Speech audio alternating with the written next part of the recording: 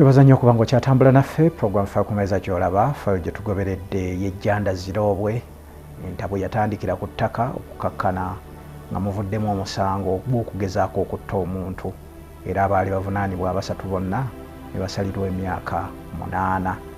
Famile esinga kuwakanya ngeri gye baasingisaamu kitaabwe omusango kubanga obujulizi obuli ku kitundu bulaga nti bwe baatemera Chopa Moses Lubuulwa nanyini kampuni ya Ruba Properties kitaabwe Mubiru yali mu katawuni ziroobwe kesudde kilomita nga 3 okuva ekizibu ekyo we kyagwa. Katongera okugoberera.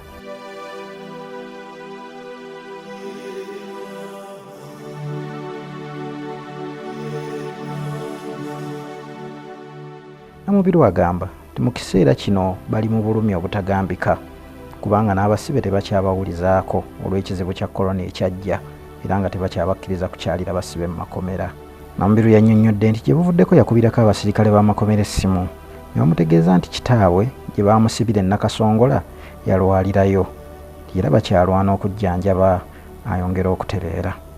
Yagambye nti nyaabwe baamwawula ku kitaabwe nga ye baamusibira mu kkomera e Luzira nga bagamba nti Nakasongola waali wajjudde kyokka ye mwannyinaabwe ye yasemba kumulaba nga ali Luzira gye baali bamusibidde. Taata yabadde batuwa essimu n'ayogerako ko naffe nga tubuulira embeera eriwo nga kale asabayo kasente k'okulya. Ne maama naddamu nenjogerako naye nga nsaba nti muwezeyo kasente agule ku seppiti afumbiremu ku mmere nga bali eno e Nakasongola naye wabaze eno embeera mbi nnyo takyankubira ku ssimu. Luzira bwe bali abasibe bangi nnyo talina ngeri ki gyankubira ku ssimu. Mpozi yankubirako mu zino ennaku ndowooza ennaku 2 emabega yankankubira emyezi gyamazeeyo ng'ena Luliro yankubira essimu ennaku 2 emabega ngira ngamba embeera mbi nnyo muwezeyo kasente luyamira amuluma nanga musindikeyo kasente alyeko.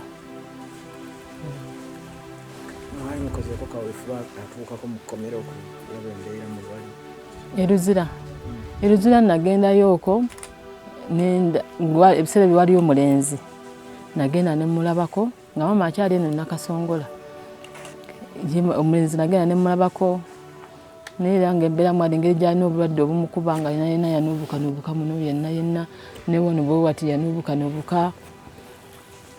Ne taata nagendayo e Nakasongola naye tetwasobola mulaba baamunnyima.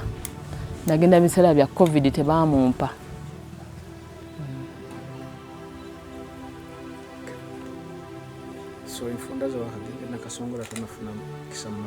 Taata simulabangako bukyanga bamusiba. Ne maama engeri gye babasiba nga COVID anaatera. Kati ne tubeera ku kaweefube w'okuba nga tugula balooya babitukoleko naye nga ne balooya betugula tebatuyamba naye simulabangako. Nalabako mulenzi yekka maama simulabangako ne taata. Embeera eri mu maka ga Mubiru yeeraliikiriza kubanga nnyina ali ku ndiri ddala ate ne mutabani we omukulu naye ali bubi nnyo. Embeera eriwo kati essaawa zino gye tusinga okuba nayo tulinawo abalwadde 2. Ninawo bulaza nga omulwadde ne jjajja waffe. Kati ate nina okukola ndabe nga njanjaba bajjajja n'abaana awaka bato bange abasigala bakuuma wano eno. Kati obuzibu obusinga okubeera bujjajja mulwadde nnyo.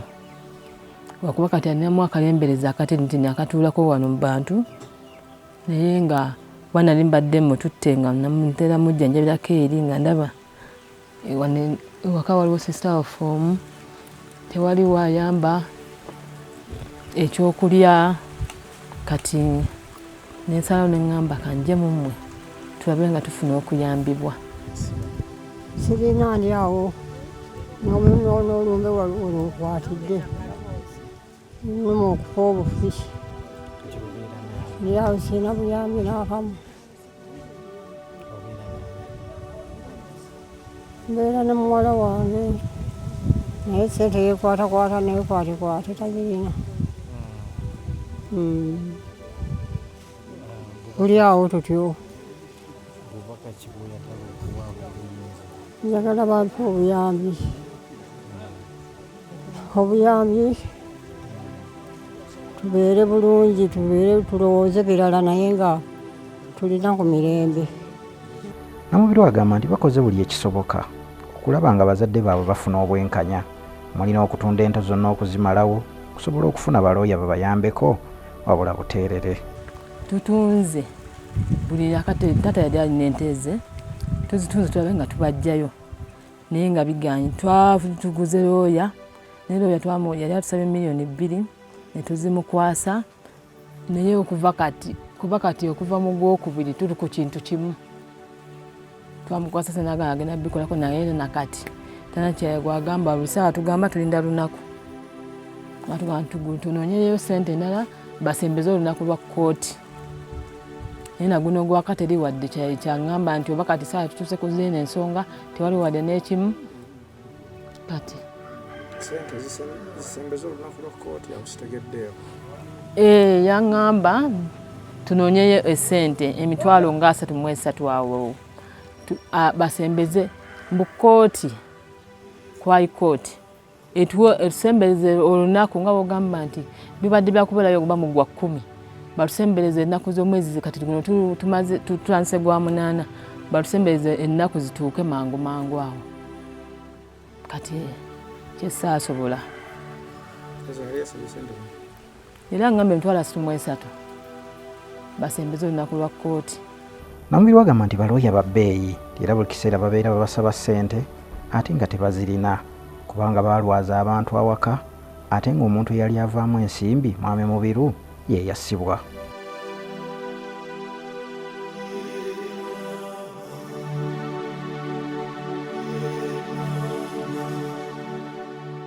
Abafamile eno baakubidde abazira kisa bonna omulanga okuvaayo babayambeko era ne balaajanira n'ebitongole eby'enjawulo ebivunaanyizibwa ku nsonga y'amateeka okuyambako okulaba nga abantu baabwe abatalina musango bo bayimbulwa balekeyo omuntu eyatema coopa. Kusaba kaffe kyekuli nga njagala Pulezidenti Museveni asituka tuyambe mwene ensonga yaffe kuba tukoza weefube yenna tulabe nga tujjayo bazadde baffe biganyi. Twagala Oweekitiibwa Pulezidenti Museveni aveeyo ayingireko mu nsonga zaffe n'omukyala Afande Nakalema naye asituka ajja atuyambe batutere bazadde baffe bensi kyesinga okwagala kubanga omwana yakola omusango bamulina ne batata babalina kati awaka wonna waasigala wakalu.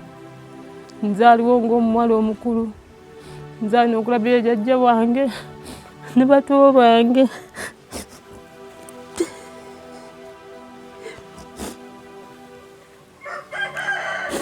Jjajja wange ne bwafiira wano mbasimanyi kiddako.